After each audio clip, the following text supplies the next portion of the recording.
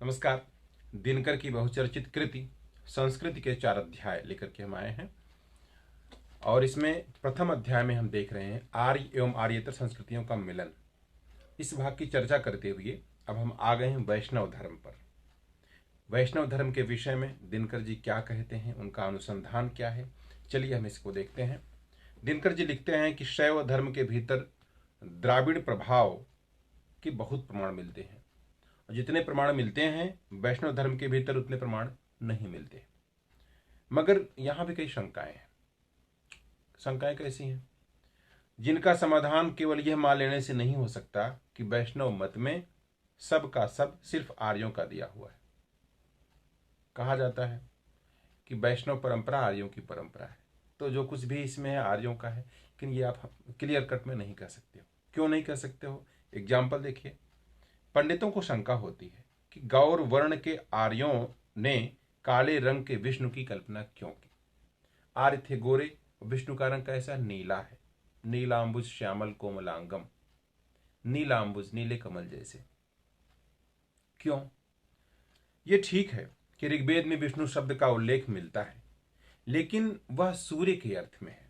विष्णु का अर्थ वहां पर सूर्य है। ठीक है। इन्होंने एक उदाहरण दिया है कि द्वारिकापुरी में कृष्ण मंदिर है। प्राचीन काल में वह सूर्य मंदिर था। यह बात दिनकर जी ने द्वारका में बसने वाले पंडितों से सुनी। खैर, तो जो देवता सूर्य के समान उज्जवल और चमकीला था वो काला कैसे बन गया? प्रश्न तो है ही। इसमें भी बड़ी शंका की बात है कि गोपाल कृष्ण का उल्लेख आर्यों के प्राचीन साहित्य में नहीं प्राप्त होता। राधा का उल्लेख, जो वैष्णव धर्म में बहुत पूजित हैं, वैष्णव मत के अत्यंत प्रमुख पुराण श्रीमद् भागवत में नहीं है। अगर वैष्णव धर्म आर्यों का बिल्कुल अपना आविष्कार होता तो इस धर्म के सभी पहलुओं के बीच आरंभ के आर्य साहित्य यानी वेद, उपनिषद, ब्राह्मण इत्यादि में अवश्य मिलते। मगर बात वैसी नहीं है। इसलिए यह मानना अधिक युक्ति संगत है कि यह धर्म भी भारत की प्रागवैदिक धार्मिक परंपराओं के योग से विकसित हुआ है। ठीक है, ध्यान दीजिए। तो ये जो वैष्णव धर्म है प्रागवैदिक यानी वेद के पहले प्रागवैदिक धार्मिक परंपराओं के योग से विकसित हुआ है। वैष्णव धर्म को आचार्य क्षिति मोहन अवैदिक मानते हैं और लिखते हैं जिस भृगु ने लिंगधारी शिव को शाप दिया था उसी ने विष्णु के वक्षस्थल पर भी पदाघात किया। जान पड़ता है, क्षिति मोहन लिखते हैं, जान पड़ता है कि भृगुगण खूब निष्ठावान वैदिक थे। वैष्णव धर्म प्राचीनतर वैदिक भृगु के उस पदाघात से लांछित होकर हमारे देश में प्रतिष्ठित हुआ। इंद्र के बाद होने के कारण ही विष्णु का नाम पड़ा उपेंद्र इंद्रवर्जः।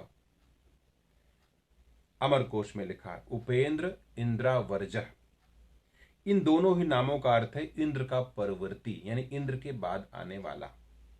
इस प्रसंग में इस बात पर भी ध्यान गए बिना नहीं रह सकता कि भगवान कृष्ण के संबंध में भी एक कथा प्रचलित है। उन्होंने इंद्र पूजा का विरोध किया था और इंद्र के नाम पर अर्पित पकवानों को स्वयं खा गए थे। आपको ख्याल होगा गोवर्धन पूजा का प्रसंग, इंद्र पूजा के अगेंस्ट में उन्होंने गोवर्धन पूजा की थी, जब उंगली पर उठाया था गोवर्धन पर्वत को। प्रसंग ख्याल होगा। इंद्र कृष्ण के समय में भी है। डॉक्टर सुनीति कुमार चटर्जी कहते हैं कि आर्यों के जो सूर्यवाचक देवता है विष्णु भारत में आकर द्रविड़ों के एक आकाश देव से मिल गए,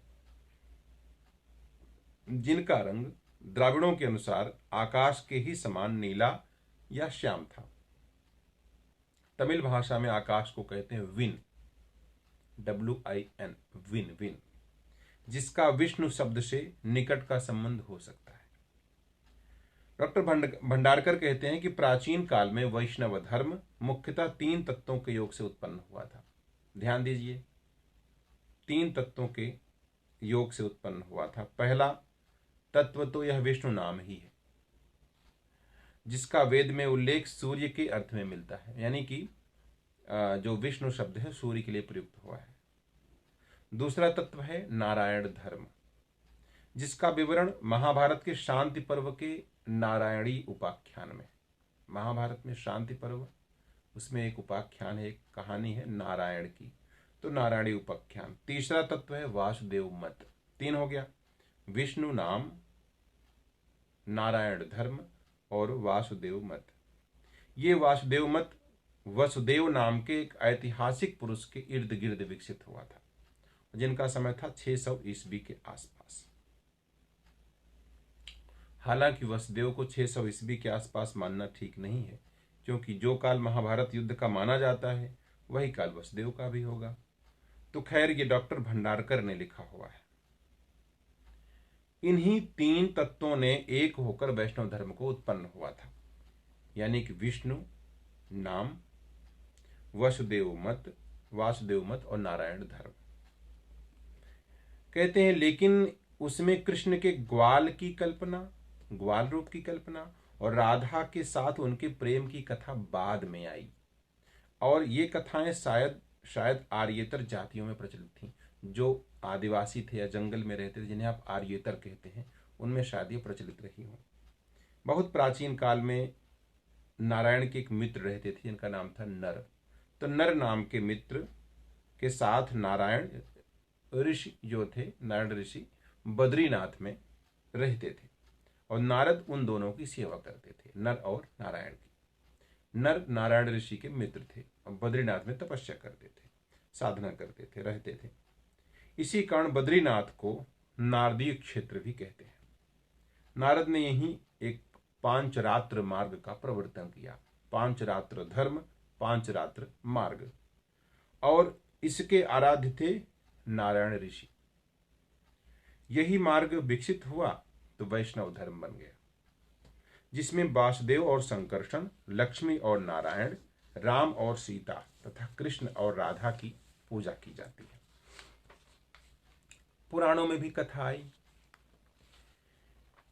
कि जब सहस्त्र कवच नामक दैत्य देवताओं को बहुत कष्ट देने लगा, त्रास देने लगा। क्या नाम था? सहस्त्र कवच, हजारों कवचों वाला। तब उसका वध करने के लिए स्वयं विष्णु ही नारायण और नर के रूप में अवतीर्ण हुए। द्वापर में नारायण तो कृष्ण हुए और नर हुए अर्जुन। एक पुस्तक है उत्तर भारत की संत परंपरा, लेखक हैं श्री परशुराम चतुर्वेदी। कहते हैं कि उपनिषदों के युग में यज्ञ विरोधी आंदोलन उठ खड़े हुए, यज्ञों का विरोध हुआ।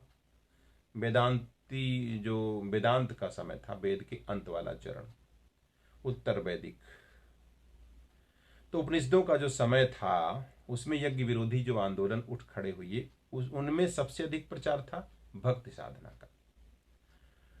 उपनिषदों में कहा गया है, परशुराम चतुर्वेदी जी लिखते हैं, कहा गया है कि आत्मा की उपलब्धि किसी बलहीन को नहीं होती, और न वह उपदेशों से या अध्ययन से या मेधा से ही प्राप्त है।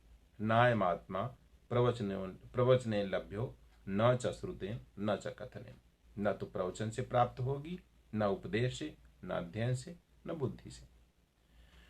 तो वह आत्मा जिस किसी को स्वयं वर्ण कर लेती है या कर लेता है, वह उसे पाने में समर्थ हो जाता है, और उसी के समक्ष वह अपने स्वरूप को प्रकट करता है या प्रदर्शित करता है।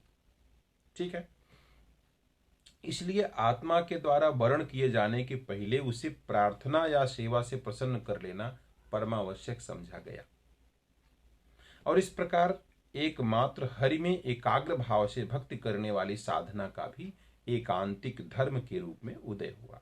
इसकी पूजन पद्धति सात्वत विधि कहलाने लगी, जिसके प्रधान अंग भक्ति, आत्मसमर्पण एवं अहिंसा के भाव थे, और जिसे अपनाकर प्रचार करने वालों में वासुदेव कृष्ण जैसे महान व्यक्ति की भी गणना की जाती है।